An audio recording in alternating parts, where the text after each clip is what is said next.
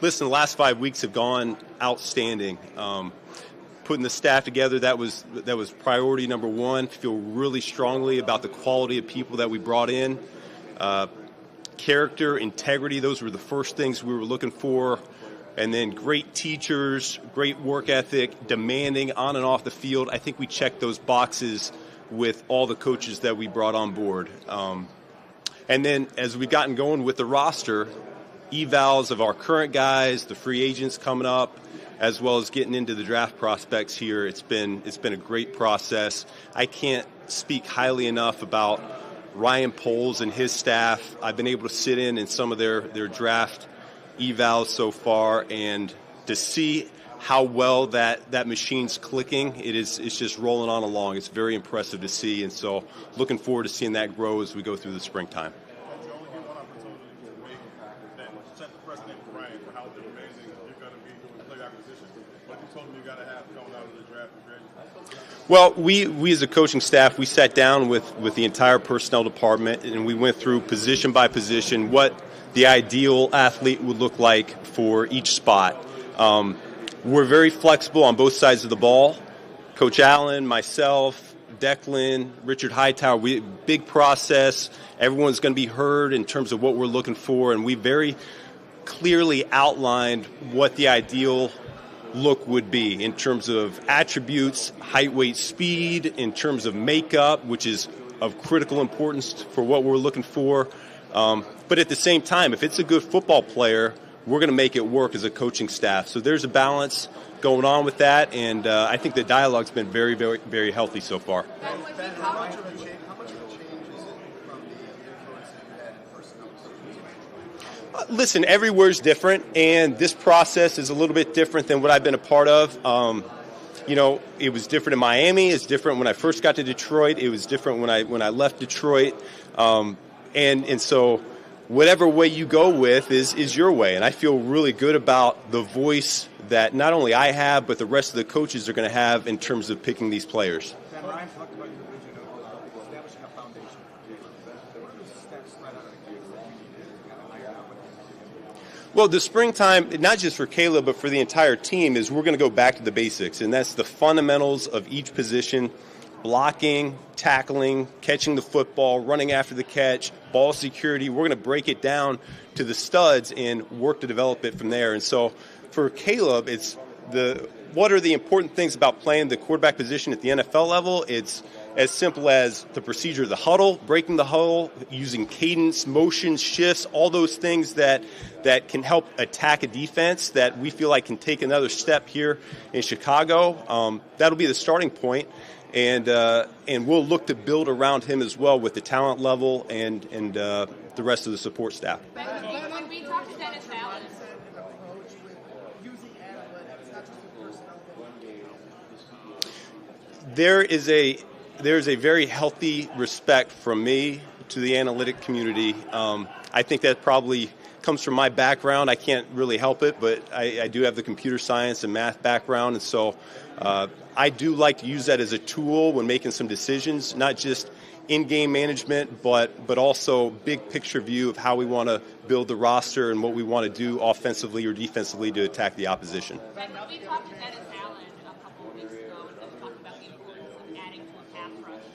When you hear a player like Myles Garrett might want out of Cleveland and he wants to trade and go somewhere else, what does that do for you, knowing that that's a position of need and that you're in a position now where you probably have more influence over being able to add a player of that caliber? Yeah, listen, talking with DA has been very enlightening because we share the same mindset when it comes to defensive football, which is we want to affect the passer. And there's a lot of different ways you can do that. Certainly up front, the pass rush is the primary thing you think of, but also on the back end, it's challenging the receivers and disrupting the timing. And so when we look at guys that are available, absolutely, we want to upgrade the pass rush, and we also want on the back end to be able to come up and lock down receivers as well. So it's that fine balance and marriage between the rush and coverage that we're looking to augment. Ben, your offensive background, you think of the quarterback, you think of those defensive linemen. What are some of the things that you think, I don't want this defensive lineman on the other side of the line? These are the guys that I don't want to face as a quarterback. And are those kind of the guys you're looking for, and maybe more some of those traits? Yeah, but I understand where you're coming from with that. Yeah, we want playmakers all over the roster. Doesn't matter, offense, defense, D-line, secondary. We want them all over the place. And, as an offensive guy, I look on at defensive players, and if it's an issue for me to game plan against, then absolutely, we'd love to have them on our roster as a defensive player to go after our opponents. But it's not always that easy, and it really, at the end of the day, it comes down to 11 guys doing their job. If you don't have that star power, that's okay. You can still be an effective unit. And so, we want as many playmakers and stars as we possibly can, but at the same time, we know that complementary football wins in this league. We know that 11 guys playing as one also wins in this league. Right now they have the chance to look at Gilmore's maybe a little bit more in depth. What are the traits that excite you the most as you start to build the offense around him? Listen, super talented. I think Declan mentioned it when he got interviewed a few weeks ago. The out of structure, the off schedule, the creation, that's what stands out the most, because that's really the way that this league's going right now, it seems like. As much as you want to make it pure progression, 1 to 2 to 3, there's just too much variety. The pass rush is coming down, and to have an athlete like Caleb extend the play and potentially find an explosive down the field, that's what gets me going a little bit. I get excited thinking about that because I haven't really been around that since I've been in the league. But I've been on the other side, and I've experienced it. And it's demoralizing when you're on the other side and you're watching that happen to your defense. To that point, your offense was predicated on a lot of run game and play action. And the statistics don't necessarily show that you need to be a good run game to be a good play action team. I'm just curious about your philosophy in that regard. Yeah, there is a marriage between the two. There's no doubt, but I would agree with what you just said. You don't necessarily have to be a great running team to get reaction in the play action game. I think it all starts with what your line up front can do, what your backs do well, and you take it from there. And listen, what's so beautiful about the coaching staff that we put together is I didn't hire a bunch of my friends. I went outside of my circle on purpose because I wanted to collect a different mix of experience, of energy, ideas, and we're all going to make it come together, and it's going to be the Chicago Bears going forward. And so it can look a number of different ways. Eric Bieniemy's got a lot of experience in the gun run game and what they did in Kansas City, obviously. And Declan has a lot of success from the Sean Payton tree, and Press Taylor has a lot of success from the Chip Kelly all the way on. And so we've got a lot of library, if you will, to draw from, and we'll see it all come together once we get our hands on these guys. What did you see in DeAndre Swift's season, his first season with the Bears? And I know you have some history with him. What potential do you think there is for him to work? Yeah, so I was with Swifty when we first drafted him in Detroit a number of years ago, and I followed his career even after he left Detroit, and think very highly of him. He's an explosive athlete.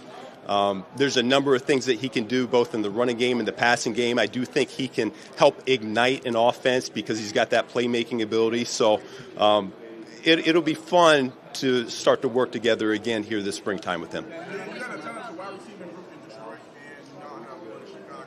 How important was it to bring somebody like Antoine Randall over to Chicago? Just off of your history of how big the role is. Listen, L's a stud, and that's one of the reasons was not only will he help me out tremendously, but he's going to make this offense, he's going to make this team, he's going to make that receiver room better. He's going to leave it better than when he found it. I know that for certain, and it helps that he's coming home too. So I'm really excited about him being able to get in the building, be around these players, because he's got a special energy and aura about him that just rubs off on everybody.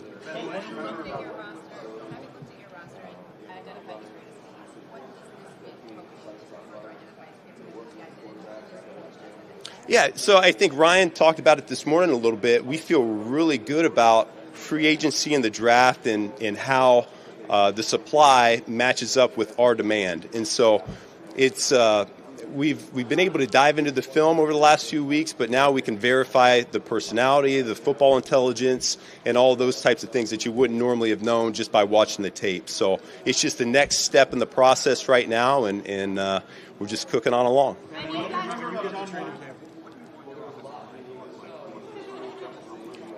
You want names? Is that what you're looking for? No, I mean, Is it? whatever your vision Listen, yeah.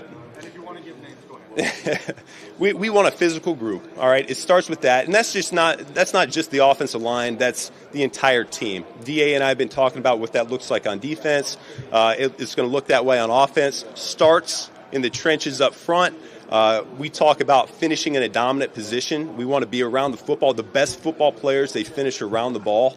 And so that's what you're going to see from our unit, the 5 guys that we roll into. And it's not even just going to be 5.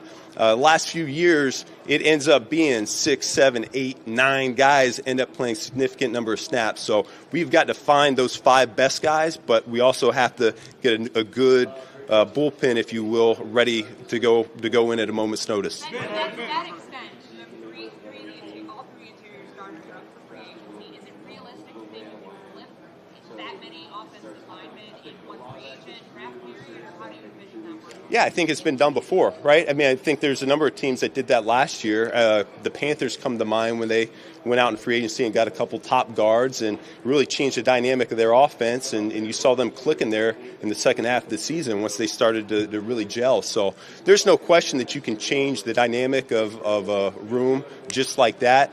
That particular room, it does take a little bit of time for 5 guys to come together, especially if you have to deal with the attrition and the injuries, for 5 guys to be working on the same page. It's when you watch the tape and you come away with, I think I made this statement in my opening press conference that that's an area we have to get better.